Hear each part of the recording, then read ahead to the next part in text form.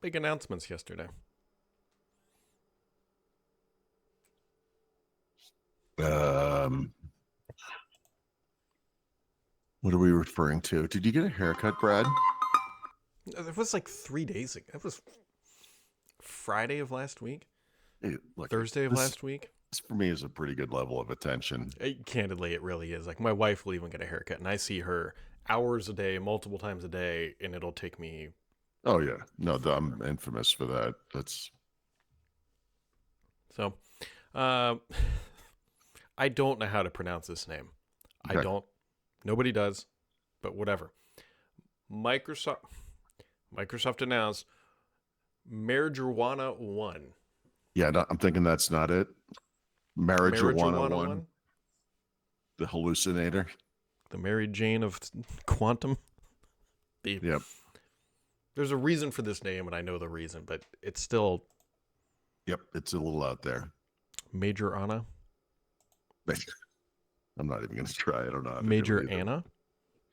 Look, quantum computing is the intellectual line in the sand where my brain just refuses. It's like a cow refusing to walk over one of those gated, things on the ground. Mm-hmm. Like it's like, nope. It's also something you announce when you need your stock price to bump, I think, too, personally. Wow. Yeah. I mean, it's been, yeah. So you remember the big quantum computing, whatever it was, TechEd or Ignite or whatever the hell, I guess Ignite 2017, something like that. 2017, 2018, something like that, yeah. Couldn't understand a freaking thing those guys were talking about. Well, that one was real important because then they ended up retracting everything they announced anyways, so. Yeah, so I guess since then they've been establishing milestones that will show progress toward this quantum computing future. So this thing is, I think, the second milestone on that little journey. Yep. The if you want to learn more about what they really announced, Hacker News is actually a pretty good thread on this. Okay. And gotta tell you, there's a lot of pessimism around what they just announced, and it actually being.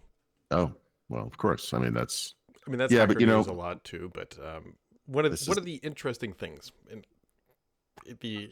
I picked up on this as well when I read the press release is 7,000 words long. You can summarize it with Copilot, and then it's 6,998 words long. right. And they talk about how they did this for 1 qubit, and this will rapidly allow them to scale up to 1,000,000 qubits, which will be a big deal. Mm-hmm. Then why didn't they just scale it and then announce that?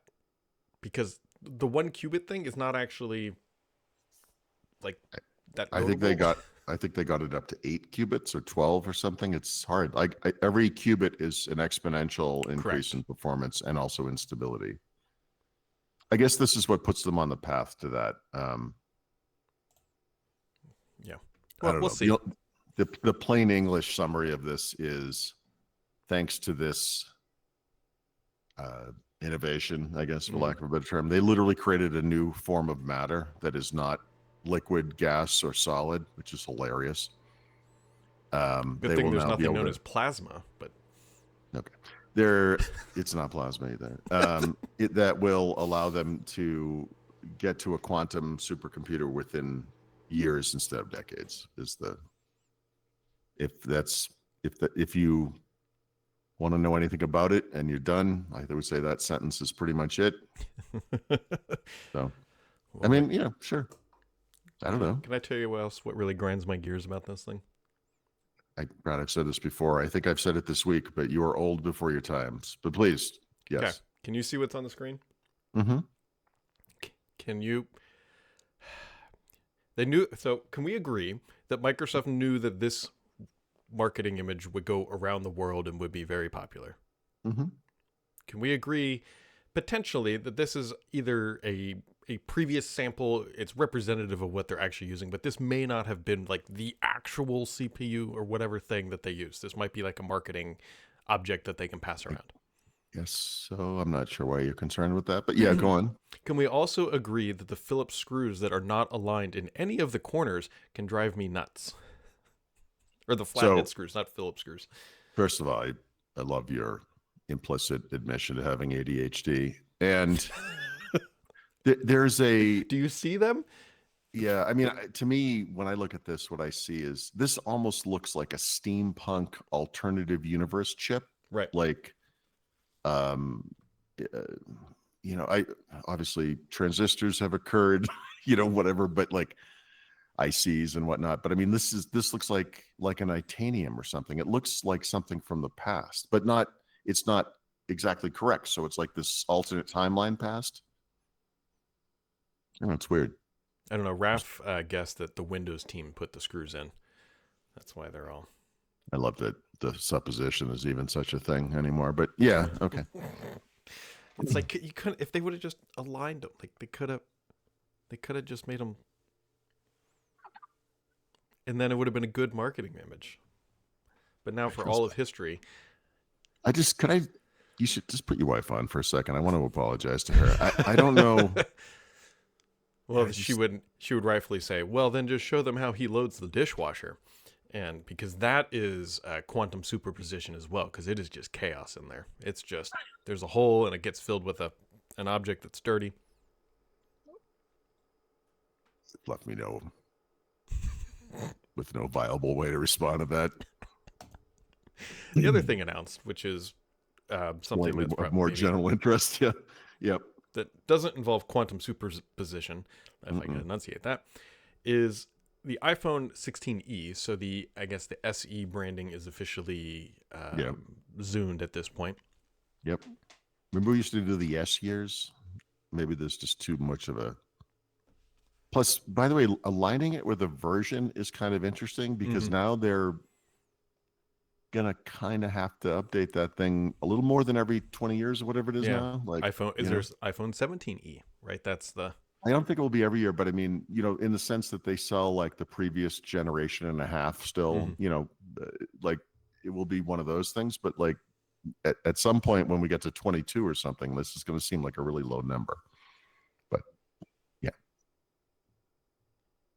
Yeah, dumps the home button. I mean, it's actually... Yeah, I mean it's a fine device. Yeah, it's reasonably modern. It has USB-C. Has Apple Intelligence, unlike that iPhone 14 Pro I bought my wife. Like an idiot. Yeah. Well, yeah. So far, yeah, she won't get that boom animation I sent you yesterday or whatever that was. But I just use AI for abuse now. It just makes it more efficient. God. I don't know. Yeah, I mean. It's a little more expensive than I would like.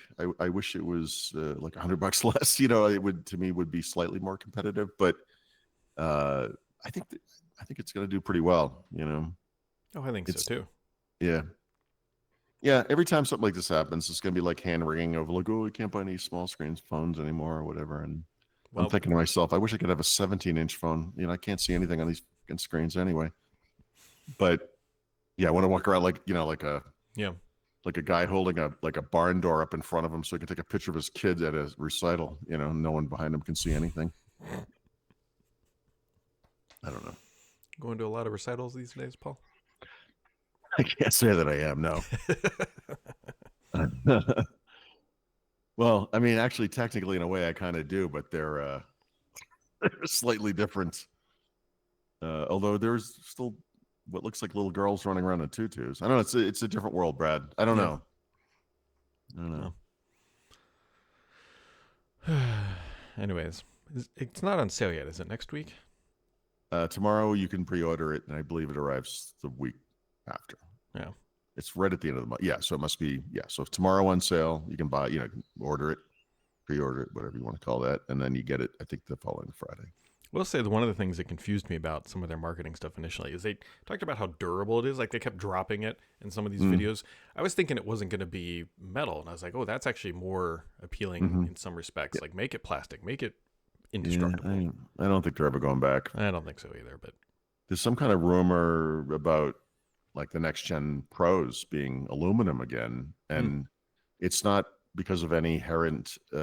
It's certainly not for weight. It's not for durability, anything like that. But I guess aluminum is much more easily recycled than titanium, and this is going to be a concern for their little carbon neutral goal of whatever year that was, 2030 or something. So I see. Whatever, but there's nothing wrong with plastic. I I don't like I can't stand the, oh, I miss Windows Phone, whatever. I get it, but there were some innovations from the Lumia guys with regards to materials. Like I think those polycarbonate all-in-one bodies where you could just kind of pop the screen back on if you dropped it, and Yeah. there's something to be said. Or you ding the corner, and because the color is infused throughout the material, there's no silver chip or whatever. Just you don't even see it. Like we should just this fascination with so-called, like, what determines what's a premium material to begin with? I don't know. Apple did that one. Remember, it was a million years ago. The iPhone 5C, Oh yeah. unapologetically plastic. Guys, stick with it. There's nothing wrong with this Oh god, material. it had that horrific case too. Yeah, with the holes in it. Yeah. That was stupid, but yeah. The a beehive. lot of experimentation then. Yeah. Yeah, that's when they were, smoking a lot of Marijuana 1 or whatever that thing is called.